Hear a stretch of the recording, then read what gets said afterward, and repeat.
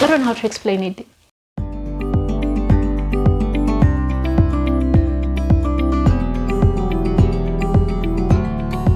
Hi book lovers, welcome back to my channel. If you're new, hi and welcome. If you're a returning subscriber, thank you so much for coming back. So today we're going to be doing a review of one of the books that I recently read, and the name of the book is Before I Let Go by Kennedy Ryan. This is book 1 in the Skyline series. There's actually 3 books out. I'm not sure if that's a wrap up, but yeah, this is the first one. So we meet Josiah and Yasmin, who are divorced with 2 kids and a restaurant of which they opened before they got divorced. So what I loved about this book was the way it was written. It was so easy to follow through, and the characters of which were also introduced throughout the books had a place in it. They were not, just thrown in that you wouldn't know, like, okay, how did this one come here? Was there a part in all this? But I love that you could tell who's who, was there a part, and even the ones that were like appeared like once or twice, you could still, remember them, remember their names, and even remember what role they played in the whole story.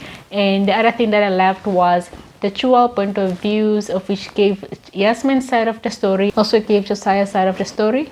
I also loved how it gave us a whole view of how they ended up getting divorced, how it affected them, how they both dealt with their divorce, how they picked themselves up from the divorce and ended up trying to move on, even though it was an epic fail, obviously, especially people with the chemistry like theirs.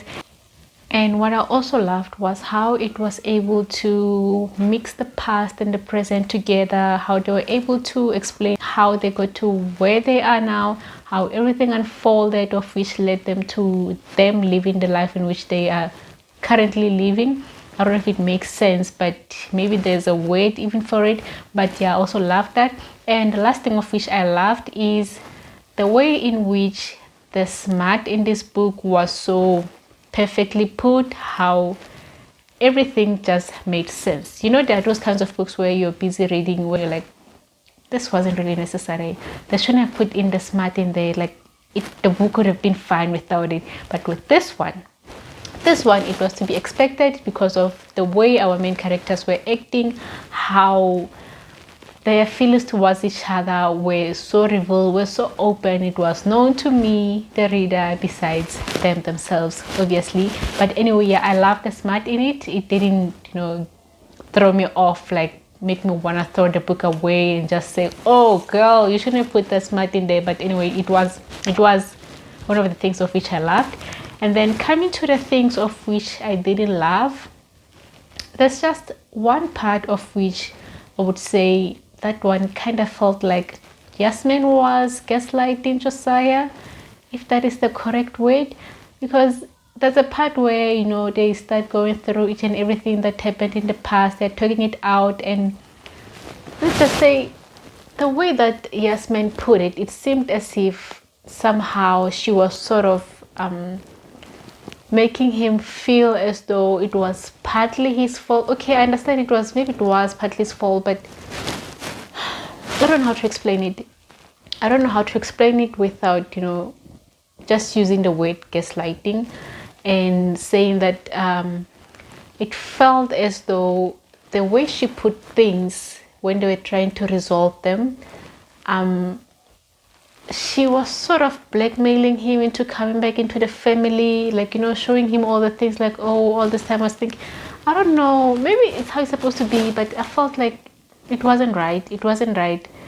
And almost as if she was manipulating him to come back.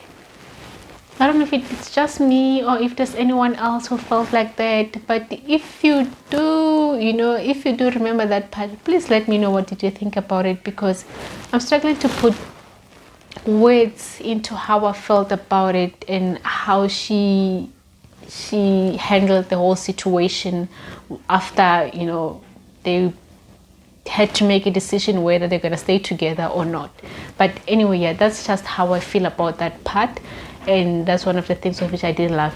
Not so much about the book or how it was written, it's just the way that certain character, Yasmin, handled things. Yeah, that's all I can say. So my initial rating was a 5 stars. It was purely based on how I felt about it in the first few chapters and how it made me, keep on reading, how I couldn't waste any minute, any chance that I got. I wanted to read on to understand, like, how did they get here, how did everything else unfold in their lives. So yeah, it was initially a 5-star, but so my final rating is a 4-star. And it's not because there's anything wrong with it, it's just how I feel. It's just how I feel that it's a 4-star. It didn't leave me on a cliffhanger. It didn't make me wonder like what's gonna happen. Like everything that was supposed to happen happened, and even now I'm satisfied that I got to know everything. I got to go through each and everything with them, and yeah, it's overall a 4-star.